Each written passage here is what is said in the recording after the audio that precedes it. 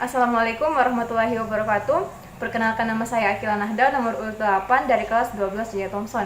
Baiklah, saya akan mempresentasikan jawaban dari soal uji kompetensi bab 2 mata pelajaran Pendidikan Kewarganegaraan.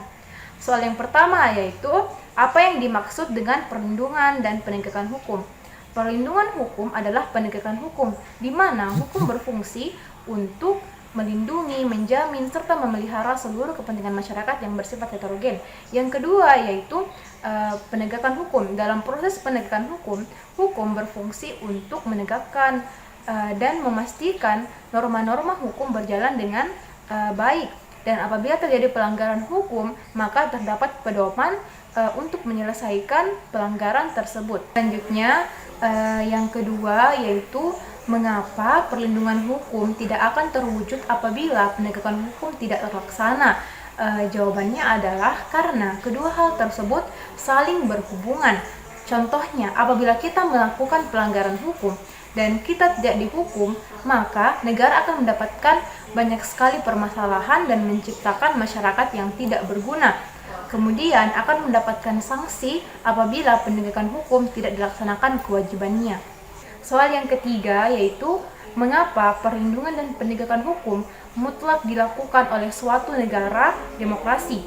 Jawabannya adalah karena suatu negara yang demokrasi menggunakan sistem negara hukum. Jadi, hukum sangatlah penting bagi suatu negara yang berdemokrasi, yang mana kekuasaan tertinggi berada di tangan rakyat.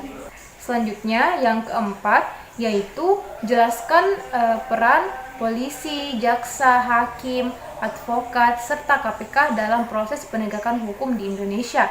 Yang pertama adalah polisi. Polisi berperan untuk menyelidiki dan menangkap tersangka. Yang kedua adalah hakim. Hakim berperan untuk memutuskan suatu perkara apabila telah melakukan pemeriksaan. Yang ketiga yaitu jaksa. Jaksa berperan untuk mengajukan suatu perkara berupa tuduhan maupun tuntutan hukum. Yang keempat yaitu advokat. Advokat berperan untuk membela klien, memberikan nasihat serta mewakili klien. Kemudian KPK berfungsi untuk melakukan pemberantasan korupsi. Selanjutnya yang kelima yaitu mengapa pelanggaran hukum terjadi. Pelanggaran hukum terjadi karena perangkat hukum yang tidak bagus sehingga menciptakan ketidakpastian hukum yang mengakibatkan terciptanya celah sehingga memungkinkan pelanggaran hukum terjadi. Alasan utama pelanggaran hukum terjadi adalah karena adanya kesenjangan ekonomi sehingga menyebabkan ketidakmerataan antar golongan. Selanjutnya, yang keenam yaitu deskripsikan contoh-contoh perilaku yang menunjukkan ketidakpastian hukum di lingkungan keluarga, sekolah, dan masyarakat. Yang pertama adalah di lingkungan keluarga. Contoh perilaku yang pertama yaitu mengabaikan nasihat orang tua, yang kedua tidak meminta izin keluar dari rumah, yang ketiga berbohong kepada orang tua, yang keempat tidak mematuhi perintah orang tua, dan yang kelima berbicara yang tidak sopan terhadap orang tua. Kemudian yang kedua adalah di lingkungan sekolah. Contoh perilaku yang pertama adalah tidak mematuhi peraturan sekolah, yang kedua tidak sopan terhadap guru, dan yang ketiga memilih-milih teman dalam bergaul.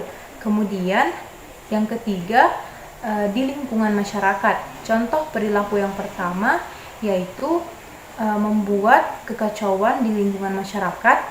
Yang kedua, ikut ke dalam geng motor yang menyebabkan keresahan di dalam masyarakat. Yang ketiga, tawuran. Dan yang keempat, tidak mematuhi tata tertib lalu lintas. Sekian dari saya, mohon maaf apabila ada kekurangan dan kesalahan kata. Wabillahi taufiq wal hidayah. Wassalamualaikum warahmatullahi wabarakatuh.